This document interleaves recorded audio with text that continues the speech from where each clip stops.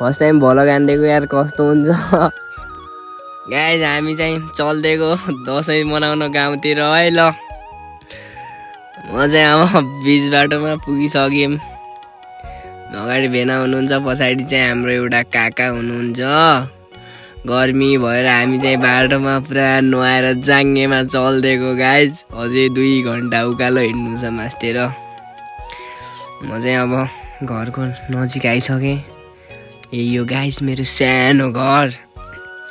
म चाहिँ जान्छु अब घरमा। मम्मीहरू त हुनुहुन्न, धेरै भयो मम्मीहरूसँग भेट्न भए पनि।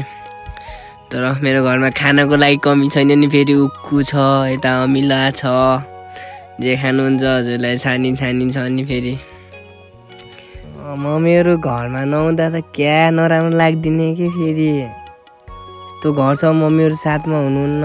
मिस गरेको छु मम्मीहरूलाई नि। भैँसी नि चाहिँ हाम्रो फेरि सानो एउटा यो साइड भैँसी बस्ने ठाउँ हाम्रो यो खेत भनेको।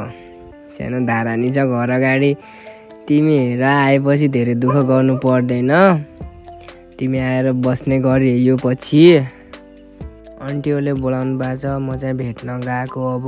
ल आन्टीको ठाउँमा नि पुग्यो है। आन्टीको ठाउँ पुग्यो। फेरि फ्यानहरू टन्नै छ नि मेरो फ्यानहरू। फेरि ल आन्टीहरूलाई भेटेर घर फर्किँदा भाइहरू नि भेटिसकेको छ बाटोमा। केटाहरूलाई माया छ ल।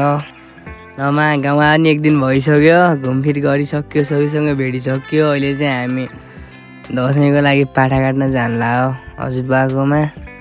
हामी 3 भाइ दसैँमा मासु काट्ने हामी हो।